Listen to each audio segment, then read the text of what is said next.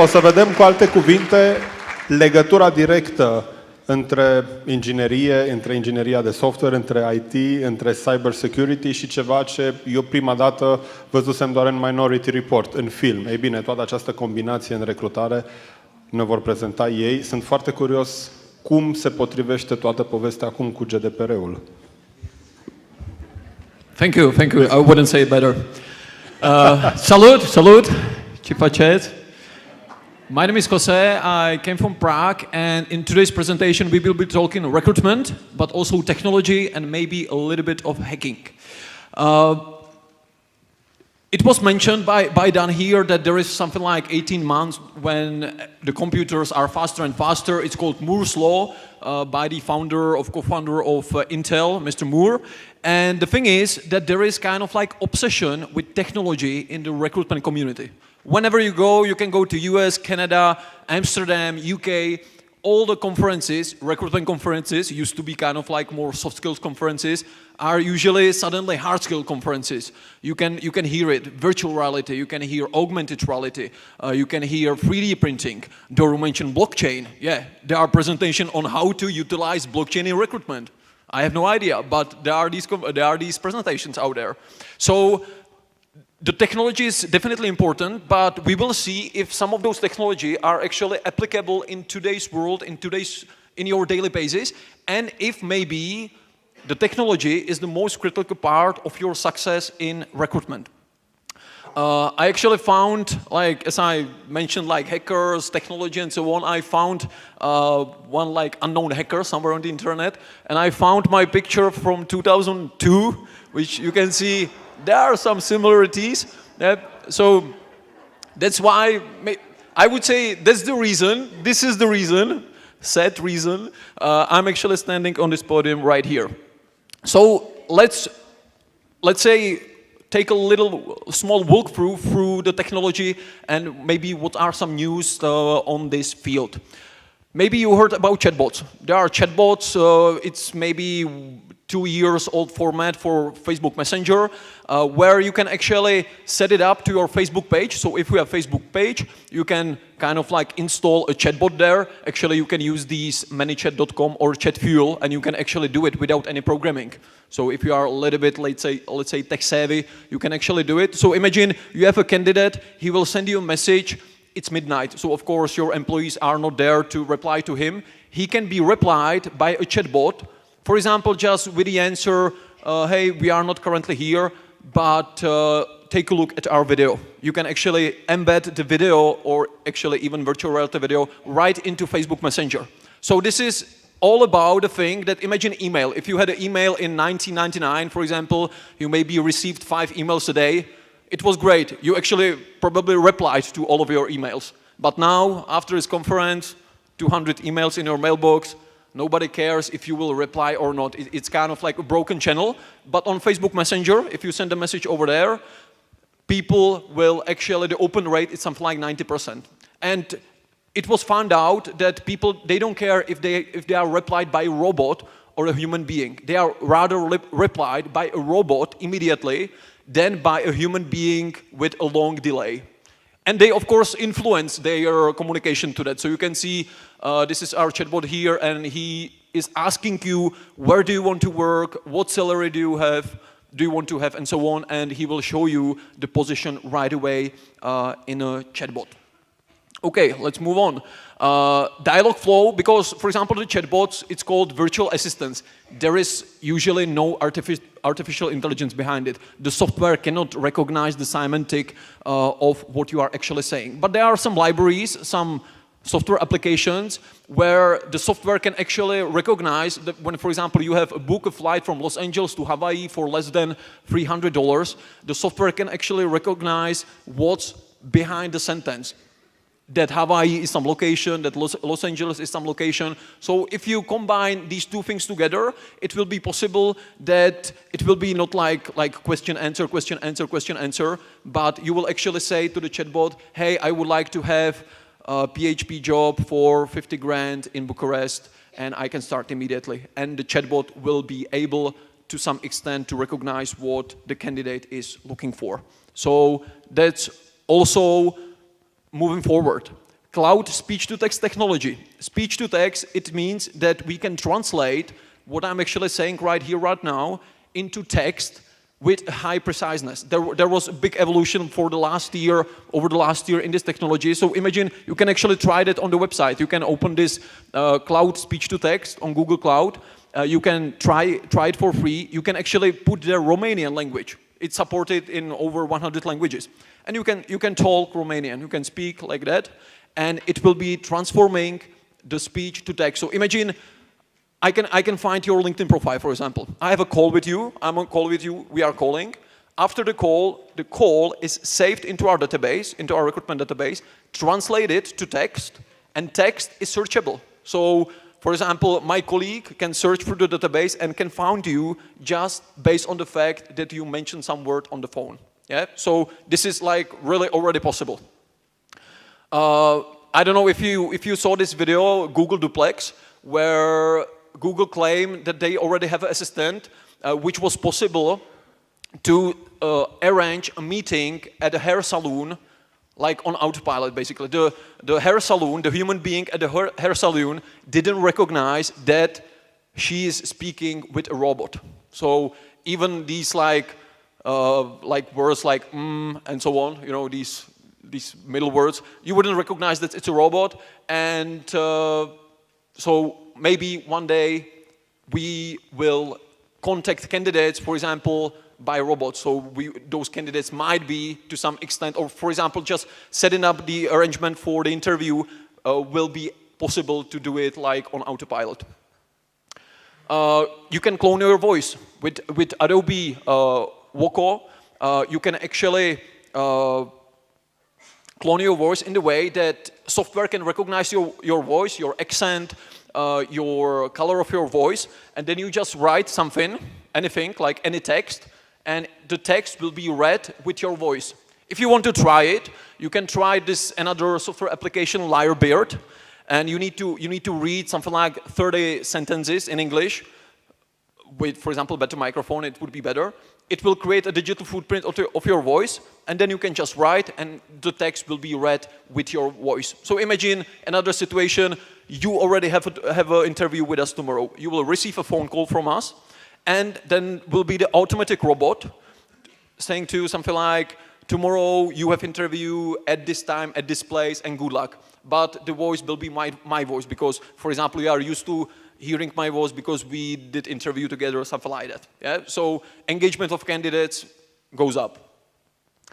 And the final thing, deepfake app, usage of some deep learning neural networks. Just focus on Angela's face, what's happening. Yeah, we can play it. Und die Zeiten, in denen wir uns auf andere völlig verlassen konnten, die sind ein Stück vorbei. Das habe ich in den letzten Tagen erlebt. Und deshalb kann ich nur sagen, wir Europäer müssen unser Schicksal wirklich in unsere eigene Hand nehmen. Natürlich in Freundschaft mit den Vereinigten Staaten von Amerika, in Freundschaft mit Großbritannien, in guter Nachbarschaft, wo immer das geht, auch mit Russland, auch mit anderen Ländern. All right, that's it. So you could see how Angela's face changed to Trump. So yeah, it's possible to take your face and put it on somebody else's body and create a video. So imagine our candidates might be receiving automatic video messages with you, like video invitations, with your face, with your body, maybe somewhere on some, I don't know, attractive place to increase the engagement of candidates. So this was just a little walkthrough through the technology, and then now back to Earth, and we will focus on some daily things which you can actually do right away tomorrow. Okay, good afternoon, everybody. Now you heard a software engineer that happened to end up in HR, which I believe is actually a great thing. I think in the HR field, we need a lot of technical minds and technical brains and technical knowledge, because we're not afraid of technology ourselves. I think we believe that the right blend of technology and technological progress with human and intellectual capital can make the world better, a better place. And this is what we're doing. I've been in the HR and talent acquisition recruitment industry for the last 18 years. And 5 years ago, I met by accident Jose, who was a software engineer in HR for several years. And we thought, well, let's do something together, because we kind of started to talk about things that can improve the world of HR, the world of recruitment. And we actually set up 3 companies. One is called GoodCall, which is what we would describe as a digital recruitment agency, where we are actually applying a lot of the technological progress that Jose is talking about, and we are trying to implement the new stuff that will actually change the perception, how we can find people, how we can attract, engage, hire, and retain people in these days. The second company that I will mention that we set up together was Datacruit. Datacruit is actually a software business that is developing a software applicant tracking system, which is, of course, integrated to social media, and where we are tracking all the recruitment processes for candidates. And this is a commercial product that we're selling that we believe is improving the recruitment strategy for companies. And the third part is Recruitment Academy, where we are very honored to be represented in Romania through great people inside. We share, we educate, we let people know what is out there. Recruitment Academy is actually a training platform, and we have a certification programs that we promote in the Central and Eastern Europe. We go around Central and Eastern Europe, and we deliver the trainings. So we got together. It was now it's 4+ years of journey. We decided to let's make recruitment great again. Yeah, let's put recruitment first, and we're really living our passion at the moment with currently over 130 employees, and we're just after 4 years on the revenue of just shy of 5 million euro. So we're growing every year. We're growing in the market, or where we started is of course our own market, Czech Republic. Czech Republic in the last 2+ consecutive years has the lowest unemployment rate in the European Union. People are desperate. We cannot find people anywhere for any roles in any sectors. Our flight was delayed because there was not enough staff in the Prague airport. There are restaurants being closed because they don't have waitresses, they don't have cooks. We have production sites which are closing down because they don't have people. So of course there is a lot of pressure and push on automation, on robotization, digitalization, etc., but the speed of the evolution is much faster. So of course companies and a lot of recruiters, a lot of HR professionals in the Czech Republic are trying to find a way how to change the course and how to find and attract and retain the best people in their organizations. It's difficult. Our teams are pretty much based on what we describe as sourcing model. So apart from recruiters, we have a team of sourcers, people which are constantly assessing or accessing the market, building talent pipelines, external talent pipelines. They're constantly in contact with their future candidates and employees. And the way we work, sometimes this is some of the statistics that I will share with you.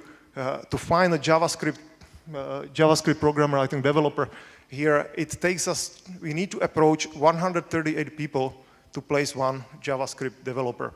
So of course the amount of work, the intensity of the work is quite immense. Of course IT is the most difficult one. If you look at the averages of across all other sectors, we usually have to approach about 59 people to place one person. Now, for the rest of the presentation, we will try to share with you 7 tips or recommendations which we think are valuable. First of all, if you are building a recruitment function or you're focusing on recruitment, I think the first thing to bear in mind is that you want to hire the best recruiters, the best sourcers. There's no question about it. There's no second of doubt for everybody. You all know, and there was Dan mentioned a lot of management books. A lot of management books tell you A players hire A players. You need the best recruiters if you want the best people in the organization. So even focusing on the talent in your recruitment function is the first step to do. Over the years, we are going around, and I've been in the industry for a few years. I'm asking people and I'm trying to investigate what are the key successful competencies of recruiters. And now when we are traveling around Central Eastern Europe, we actually ask people during our training sessions some of the competencies that people are mentioning. That two weeks ago we were in Lithuania. People were saying it's creativity and strategic thinking, negotiations. You know, you can find similarities because we asked people in Romania 2 days ago as well, and these are some of the key competencies that they were mentioning and that they feel are important. It is clear that the job of a recruiter is not transactional anymore. When I started, it was very transactional. The one thing I had to do is to rewrite the job description, send it to the newspaper, I waited for the CVs, and then selected the candidates. You know, there was the period of time that we always refer post and pray.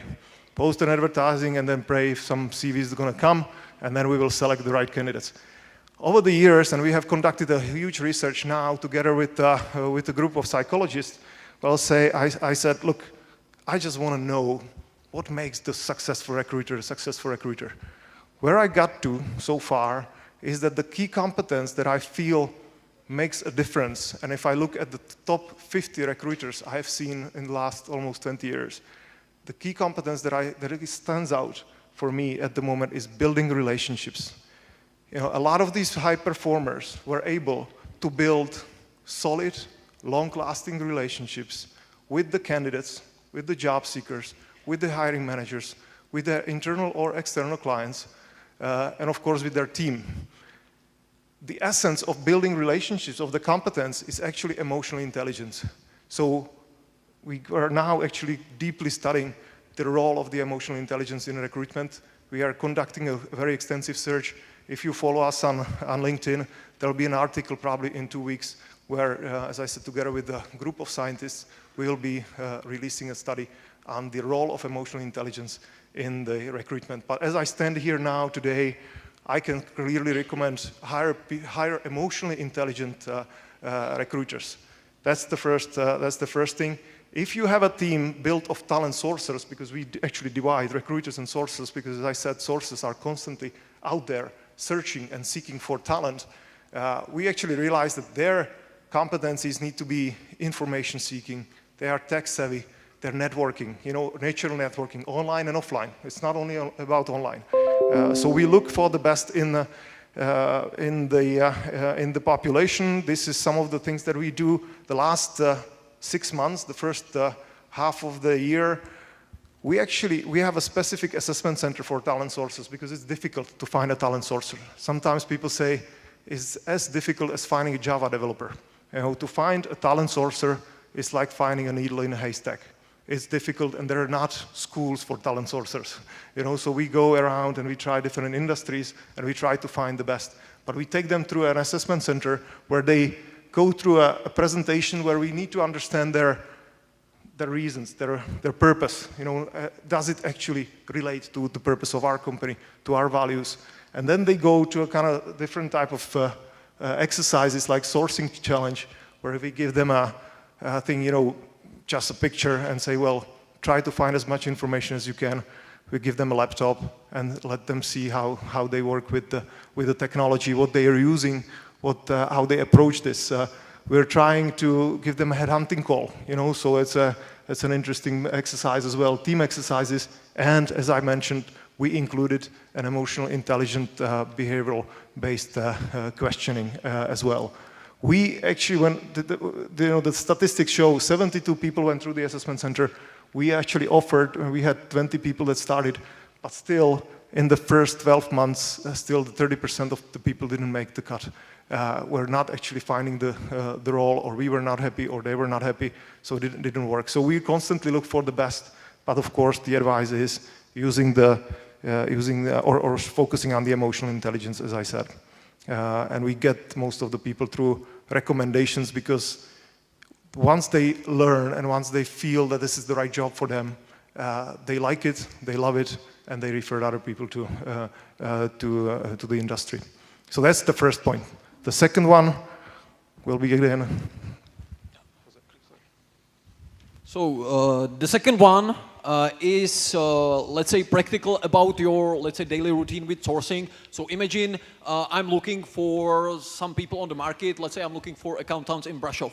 To be exhaustive, as I say, with your searches, I mean that I want to find all the potential possibilities on the market. Not only those accountants or contables who are, let's say, easily foundable because they have a good LinkedIn profile, for example, and so on. I want to find also those people without LinkedIn profile or with a weak LinkedIn profile where there is no picture and so on. Because this is what makes you a competitive, this is increasing you the chance that you will place the role. So imagine we have here a hypothetical role of a logistics manager in Bucharest. So what I mean by searching this position exhaustively is that, for example, the first search would be done by the industry. So if you know, I used here the non-paid version of LinkedIn, which probably most of you are more familiar with than the paid one. I put into title something like manager or director, which in your language is the same, so which kind of makes it easier. And in the industry, I choose their transportation, warehousing, and logistics and supply chain. So let's say three logistics-related companies. And I choose here, I chose here Brasov, I here Bucharest, so, but don't focus on location. Location is a chapter for its own. So this is the one search which definitely find me some people, logistics managers working somewhere, but maybe there will be some logistics manager working at some automotive company. So in that case, that person would probably not choose transportation or logistics. Maybe yes, but there is a chance that no. So I need to move forward. And for example, the second search would be done by using keywords. So instead of using industry, in this case, I'm not using this. In this case, I'm using keywords like that, where I put something like logistica, logistics, supply chain, warehousing, freight, transportation. And in that case, I would maybe find even that guy, logistics manager, working for, I don't know, Dacia, for example. Because on his profile, there is maybe automotive as industry, but somewhere else on the profile, somewhere else in the text, there might be the word, for example, logistica or logistics. So I will extend my list, my long list of potential candidates. I'm increasing my competitive advantage. I can go even further. I can use, for example, company. I can create a list of logistics companies, and you can see it's here on the right side. So, for example, DB Schenker, DHL, FM Logistics, those are some companies like here from the local market. So if there is some manager working for a logistics company, definitely on the list should be some managers, not only logistics managers, but within the list there should be some logistics managers. So I'm extending the list. I can go even further using school. Maybe there are some schools, faculties focused on logistics. So let's find managers, directors who studied logistics university or faculty. Again, I'm creating the relevancy toward this. And group, this can be done only with a paid version at the moment. I can find directors, managers who put themselves into some logistics group on LinkedIn. So there is, for example, a group logistics and supply chain professionals. So if somebody put himself or herself into logistics and supply chain professionals, there is, I guess, some relevancy to logistics. So if you are more let's say, interested about how this works, I call it LinkedIn Onion Search, which is kind of like, I was trying to create some paper which even we can put or we can give to our people and have like a basic guideline for these exhaustive searches. So the next one is up to Milan. The third one is how actually you structure your recruitment team. We already mentioned that our model is based on a sourcing model, so we have a lot of sourcers operating. We actually have a ratio of 1 recruiter to 2.5 sourcers, which is, you know, unusual. I've never seen anywhere else, but you know, this is how we work. But what I wanted to show you, there are different ways how the recruiter can work with the sourcer. One, obviously, is the relationship between the recruiter and sourcer directly. So the recruiter manages the sourcing team provides them with the information, gives them the requisitions, and actually gets the information and manages their performance on day-to-day basis. Or the other model we were using and we're still using is that the group of recruiters talk to the sourcing team through what we call a sourcing hub. And the manager of the sourcing hub is the sourcing lead, so that's the person that transfers all the information to the sourcing team. But they have what I would describe as service level agreement. Again, they have to manage the performance just as you outsource any type of activity or business. There has to be a strict and very intense management. What is the better solution? To be perfectly honest, we don't know yet. We have been testing this for the last few years, and sometimes we have better results from the direct approach, and sometimes we have better results from the hub approach. But I tend to say that the direct approach is better because the relationship between the recruiter, the daily people management, the fact that actually the sourcers are become specialists in the field, that they are actually building a specialism, a specialized external talent pipeline. So far, I tend to say that this is a better solution. But like in anywhere else, it's about people. So sometimes, this may work well, may not. It's all about people. Okay, let's move on. Okay, so next step is be disciplined, efficient, and systematic. Imagine we can find, I don't know how many accountants in Bucharest, it might be hundreds, thousands, but the question is if you are able to, let's say, screen all of those profiles, if you are able to reply to all of those people, create effective follow-ups, and so on. And there are some plugins which might help you to do your job, let's say, more easily and with a little less of hassle. So, for example, one plugin is LinkedIn Advanced Sourcer. It's actually a plugin our developers are creating. And this plugin, imagine you are doing these searches. I showed you 5 different searches for a logistics manager. Of course, a lot of people will be overlapping over those searches. So you will see them in the first search and in the second search as well. But when you use this plugin, you will see in red anybody's profiles who you already visited before, and you can see underneath when, for example, you visited that profile. So you can see there you visited the profile 2 days ago. So you already know, okay, I saw this guy, let's skip him, and there is some new guy right here because he's in blue, and you can get right to him. So this is one little functionality, plus there is another functionality that you can put there a note. Yeah? So one plugin like this. Another plugin, it's called PeopleCamp. It's a new thing. People.camp, it's actually the website, people.camp. And with this plugin, you can create a robot which will be approaching your candidates automatically. I will create a list. I have 800 contables in Bucharest in my search on LinkedIn. I will set up here a message which I want to send to them, but it's customized. So there can be something like hello, and if you put there underscore, FN underscore, it will actually change this variable to the real name of the person.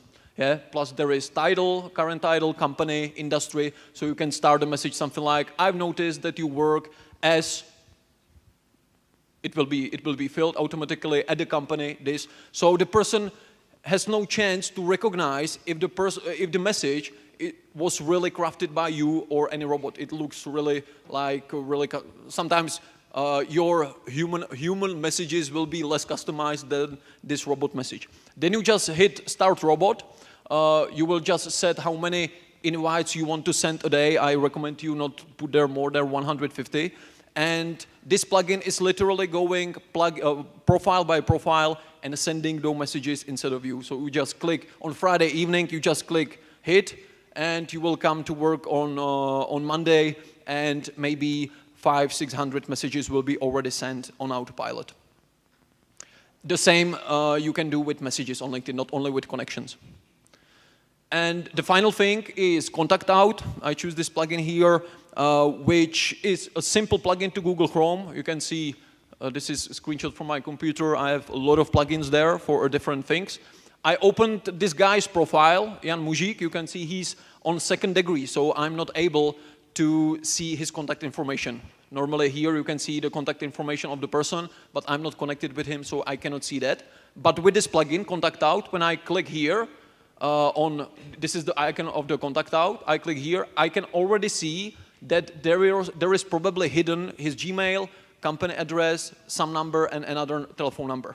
So when I click show, which you can do that for free, I can see 4 different ways how to connect this person. Private email, company email, flatline number, and some mobile phone number. So it will save you a lot of time. Yeah, as Doru said, we can find anything. And there is more, but the fifth one is that, you have all heard about the term passive candidates. I think we are now living in the period where all the candidates are passive. I was, many years ago, we were talking about active candidates that are actively seeking, actively sending CVs. There is less and less of them, or even if they do, especially the young generation, they do send the CVs, but they're not necessarily as yet interested in the role. They may go and explore whether that's a good company or not.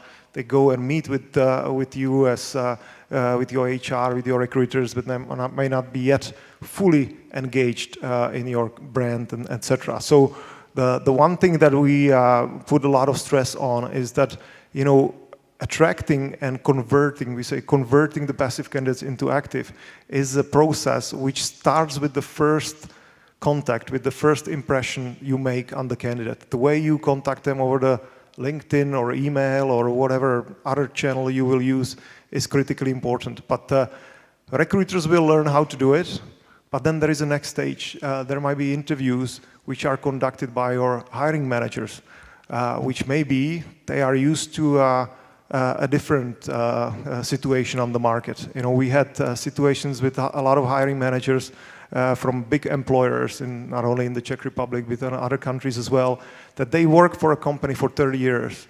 And they were used to having a queue or line of candidates behind the door. They were knocking on the door and said, I want to work for you, I want to work for you. Nowadays, there's nobody behind the door. But the hiring manager hasn't changed the style of interview. So when the candidate finally comes, and it's a passive candidate, sits in front of the person, and the first question comes, so why do you want to work for Škoda Auto? They don't know yet. That's the problem. They don't know yet. A lot of the passive candidates, you actually need to first, get their attention, start engaging them into the conversation, hearing and listening what they actually look for, what's their motivation, and only then you can start kind of pulling them closer. And at the end of the interview, and at the end of any interview, the candidate or both sides can find out whether it's actually a fit or not fit. But the style and the chronology of questions is different. This is where psychology comes into play a lot, because you can use techniques from neuro-linguistic programming, from negotiation skills, from contracting, etc., etc. This is a different style of interview. So apart from behavioral questioning and competency-based interviews that we all know, we have to be very clever, because engaging passive candidates is actually, first of all, learning as much as you can about the candidate. Even if you, in the first contact that you have, you really have to study the profile of the person, understand what the person is, what's the person's background, and use that in the conversation. Being personal, reflect on their profile, and always, go step by step. It doesn't make sense if somebody sits in front of you and the first thing you tell them, well, I have an accountant position for you, for this is much money, are you take it or not? That's not the way to do it. You have to go gradually and actually build the relationship. That's the competence that I was talking about. So that's number 5, very important one, where you need all the stakeholders in the recruitment process. It's not only up to the recruiter and HR, it's about the hiring managers and everybody else who is involved. And of course, your employer brand. So number 6, please, thank you.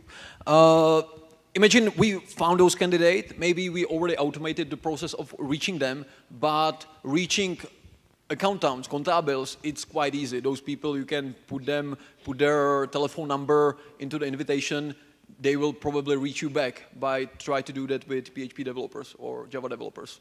They will never call you back. That's not the way how to reach them. I started with positions of the developers and so on, and imagine the response rate for these positions might be somewhere around 20%, which means that 80% of people will actually not reply to your standard messages.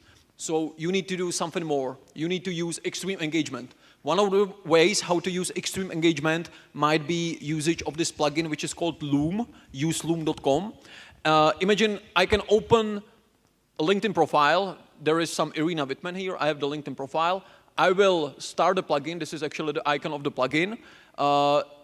Your web camera is activated, so you will appear right here, and you will create a video where Irina, it will be offline video. I will create a video, then I will send it. So the plugin is kind of sharing or is taking the whole screen. So I will say something like, hello Irina, I found here your LinkedIn profile, and I will scroll down and I will mention here, or I will highlight with my cursor something like, it's interesting that you worked here for 2 years, I know this company, I know that you work with this and this and this. You will save the video, it will be saved into the cloud in the Loom application, and you will send a link to Irina, which is now very easy, for example, even with LinkedIn, because now you can put actually to LinkedIn invitations links, so you can send it even with the first level of communication over Connect. Irina will open it, Irina will see it. You are disrupting the communication because it's not text, suddenly it's a video. It's a video where there is her profile visible. You will definitely see the video. But there is one nice thing about this and that is that once Irina finishes with the video, you will get the notification that she got the video and that she actually watched it. So you can actually finish the video with something like, Irina, once you are now finishing with the video, I'm receiving a notification that you do so. So if you don't mind, I will call you tomorrow and we can talk about it more. So this is one nice plugin. I sometimes use it even when I, for example, need to explain something to my colleagues and I'm lazy to write some long emails. I will just open it. I will open the website when I'm explaining some, for example, changes and so on. I will send it, done. And another way, for example, usage of virtual reality. Virtual reality, in today's world, you can buy a camera for $60 on AliExpress, including shipping from China. You can create, for example, such a static virtual reality video where you can put, for example, the camera on the desk where the person would actually work, and you can send him the link, and there might be some manager coming to him and saying something like, this would be your place, this would be your desk. Here you can see your colleagues can say hello, and you can increase the engagement by usage of a different format, from text to video, in this case from text to video to virtual reality video. And you can increase the engagement in this way, which is actually increasing the response rate, sometimes up to 100%. So from average 34%, you can get up to 100%. And the final thing, of course, innovate, stay up to date. As Milan mentioned, we have different kind of challenges within our company. We do, for example, sourcing labs. We do that online or we do that offline as well. So, for example, I can do it with our IT team. So we got together, they have their own position, and we source on the positions kind of like live, and we are improving what we can do with those searches, how we can approach those people. And, for example, this is our online sourcing club where you can actually participate as well. It's for free. It's a webinar for free. If you follow me on LinkedIn or Facebook, you will see that we do this. You will send us your position.